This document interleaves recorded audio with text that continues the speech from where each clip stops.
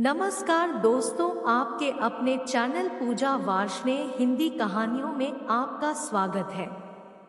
आज की कहानी का शीर्षक है नवरात्रि की शुरुआत कैसे हुई और सबसे पहले किसने रखा इसका व्रत।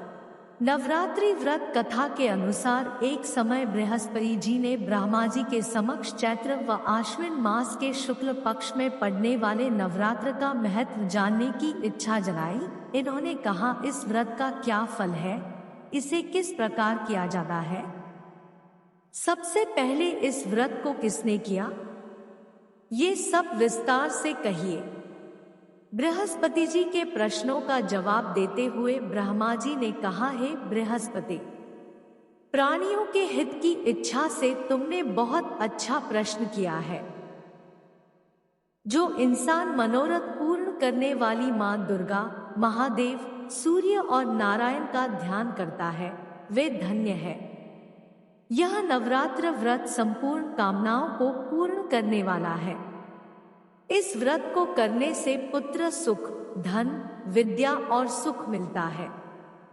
इस व्रत को करने से रोग दूर हो जाता है, घर में समृद्धि की वृद्धि होती है, बंध्या को पुत्र प्राप्त होता है, समस्त पापों से छुटकारा मिल जाता है। जो मनुष्य इस नवरात्र व्रत को नहीं करता वह अनेक दुखों को भोगता है।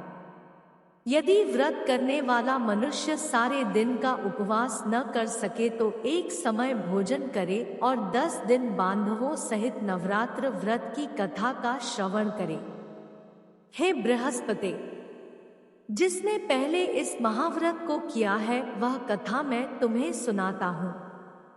ब्रह्मा जी बोले, प्राचीन काल में मनोहर नगर में पीठक नाम का एक अनाथ ब्राह्मण रहता था। वह मां दुर्गा का भक्त था।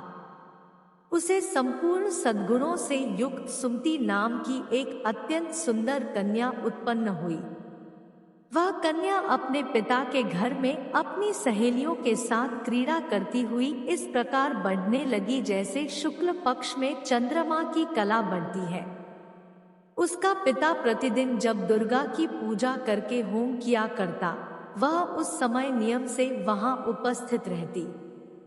एक दिन सुमति भगवती के पूजन में उपस्थित नहीं हुई। उसके पिता को पुत्री की ऐसी असावधानी देखकर क्रोध आया और वह पुत्री से कहने लगा, अरे दुष्ट पुत्री, आज तूने भगवती का पूजन नहीं किया, इस कारण मैं किसी कुष्ठ रोगी या दरिद्र मनुष्य के साथ तेरा विवाह करूंगा। पिता की बात सुनकर सुमति को बड़ा दुख हुआ और पिता से कहने लगी, हे पिता, मैं आपकी कन्या हूँ तथा सब तरह आपके अधीन हूँ, जैसी आपकी इच्छा हो वैसा ही करो। चाहे राजा से, चाहे कुष्ठी से, चाहे दरिद्र से, जिसके साथ चाहो मेरा विवाह करना चाहो कर दो, पर होगा वही जो मेरे भाग्य में लिखा है, क्योंकि कर्म करना मनुष्य के अधीन है पर फल देना ईश्वर के अधीन है।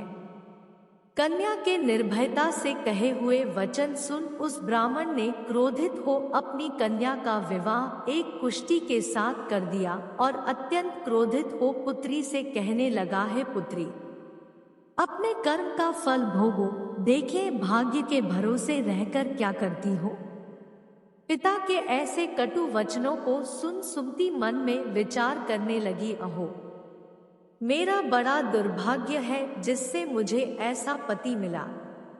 इस तरह अपने दुख का विचार करती हुई वह कन्या अपने पति के साथ वन में चली गई और डरावने कुशायुक्त उस निर्जन वन में उन्होंने वह रात बड़े कष्ट से व्यतीत की।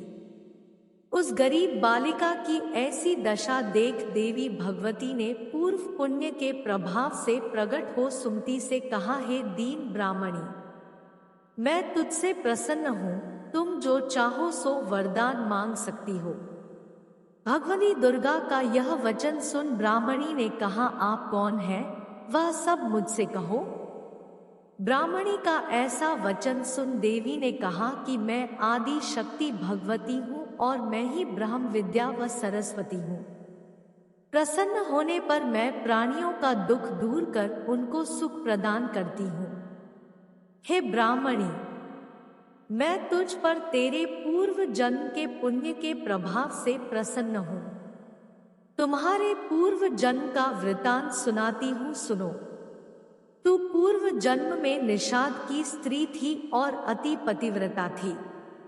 एक दिन तेरे पति निषाद ने चोरी की। चोरी करने के कारण तुम दोनों को सिपाहियों ने पकड़ लिया और जेल खाने में कैद कर दिया। उन लोगों ने तुझको और तेरे पति को भोजन भी नहीं दिया। इस प्रकार नवरात्र के दिनों में तुमने न तो कुछ खाया और न जल ही पिया। इस प्रकार 9 दिन तक नवरात्र का व्रत हो गया। हे ब्राह्मणी, उन दिनों में जो व्रत हुआ, इस व्रत के प्रभाव से प्रसन्न होकर मैं तुझे मनोवांछित वर देती हूँ। तुम्हारी जो इच्छा हो सो मांगो।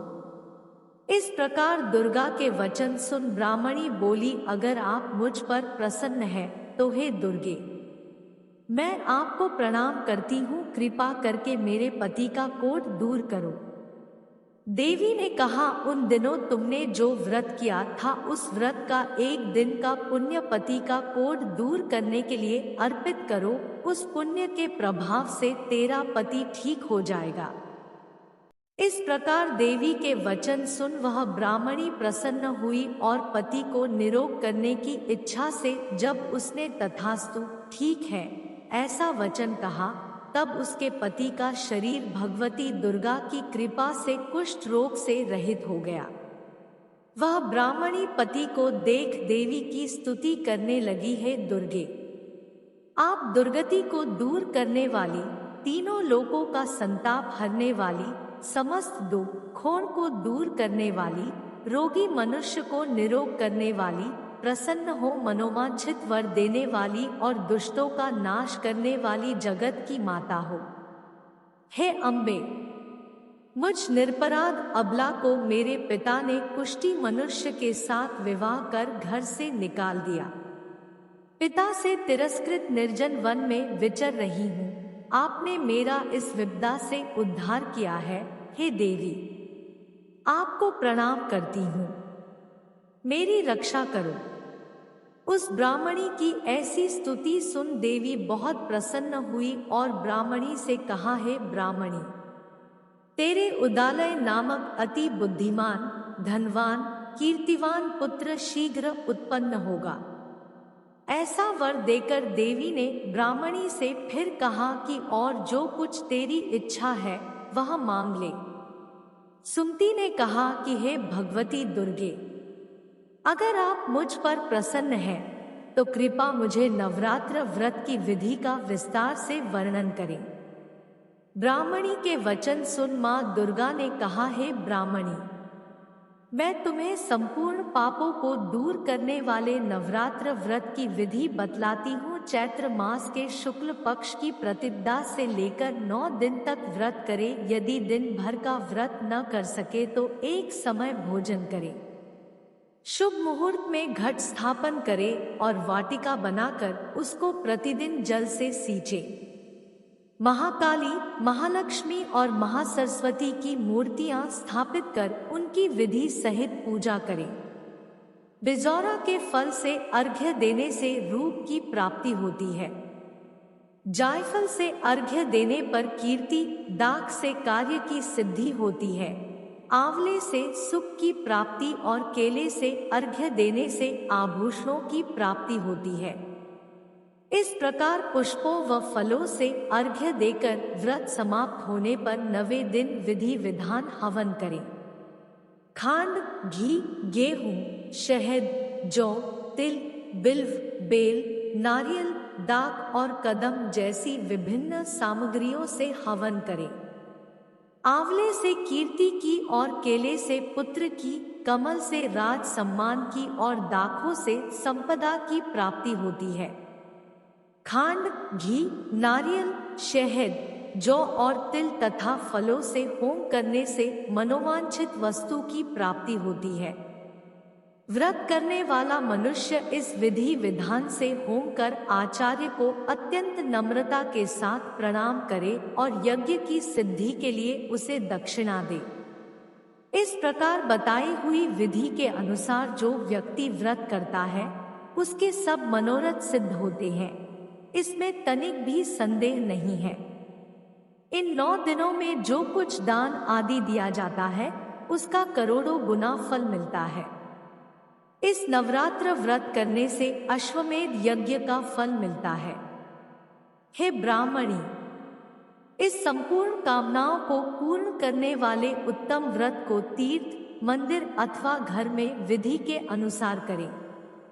ब्रह्मा जी बोले, बृहस्पति जी से बोले। इस प्रकार ब्राह्मणी को नवरात्रि व्रत विधि बताकर देवी अंतर्ध्यान हो गई। अत जो मनुष्य या स्त्री इस व्रत को भक्तिपूर्वक करता है वह इस लोक में सुख प्राप्त कर अंत में मोक्ष की प्राप्ति करता है। ब्रह्मा जी बृहस्पति जी से कहते हैं कि यह इस दुर्लभ व्रत का महात्म्य है जो मैंने तुम्हें बताया है। ऐसा सुन बृहस्पति जी आनंद से प्रफुल्लित हो गए और कहने लगे कि हे ब्राह्मण, आपने मुझ पर अति कृपा की जो मुझे इस व्रत का महत्व सुनाया। ब्रह्मा जी बोले कि हे बृहस्पति, यह देवी भगवती संपूर्ण लोगों का पालन करने वाली है। इस महादेवी के प्रभाव को कौन जान सकता है। बोलो देवी भगवती की जय।